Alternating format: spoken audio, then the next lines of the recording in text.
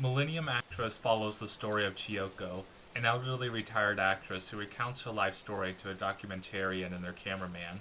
What becomes immediately apparent about her story is its blend of reality and fiction. While she tells her story, it seamlessly blends between what happened in her actual life and the movies she acted in, making the line between real life and fiction become blurry, sometimes non existent. This is the part of what makes Satoshi Kon such a special director. He would just go for it. There's no need to make things make sense on the logical level. On the emotional level, everything works. The police officer arrested her lover plays the role of the villains in all her films, which obviously couldn't be, yet it brings the story together thematically. Let me explain. Chiyoko is chasing after a man she loves. He is a painter and a political dissident, always on the run himself. Once he is imprisoned, he and Chiyoko never meet again. Chiyoko never gives up hope and continues after him for the rest of her acting career.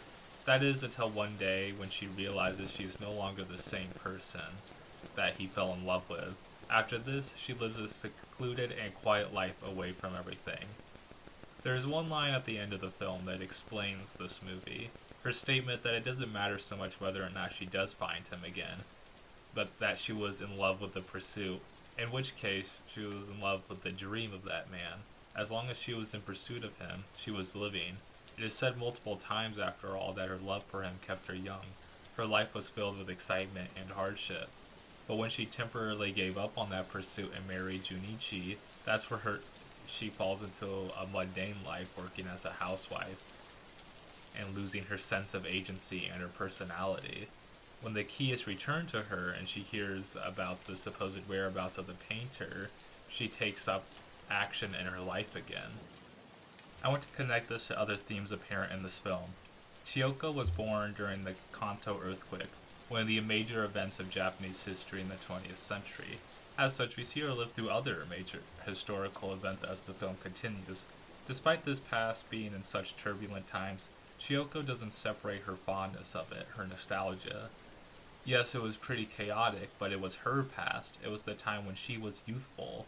It was then when she had the opportunities of her entire life laid out ahead of her, where everything was still possible, an optimism that would slowly erode over time, as the world closed in around her and her age grew ever higher. The destruction of Japan at the end of the Second World War marked a changing point for an entire nation. The police officer that arrested the painter believed in the dream of Japan, the idea that he was participating in something that would lead to an ultimate good, only to realize later on that that dream was false, a lie, one he'd have to spend the rest of his life to rectify.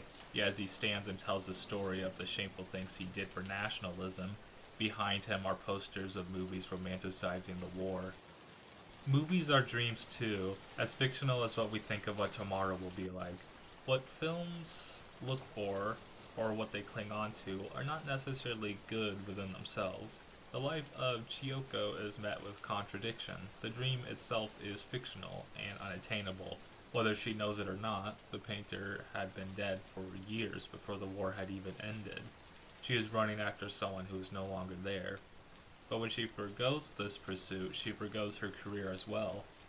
After all, part of the reason why she stuck with it for so long was the hope that the painter would see one of her films one day. When Genya returns the key to her, it rekindles her pursuit, thus she finally finishes the scene, leaving forever to continue the chase, back as her youthful self. Then there's the question, is it better to be in pursuit of something if it gives you purpose, even if the goal is ultimately impossible? Well, in the case of the officer, definitely not. All nationalism brought in was a guilty conscience and countless injuries. For Chiyoko, it prevented her from taking any other opportunities for love. Genya is there, but she doesn't entertain that possibility. She allows herself to be alone. She wants to be alone. The painter was the only one for her. So, did she really love him, or did she love a fictional version of him? It's really left in the air. We never see her imagine a life with him, only reflect on what he meant to her. What the film does is leave this question open-ended. Obsession is an all-encompassing force that blinds us to everything around us, yet her love was a force that brought out the power in her acting. Her never-ending search for the man she loves comes through in all of her performances.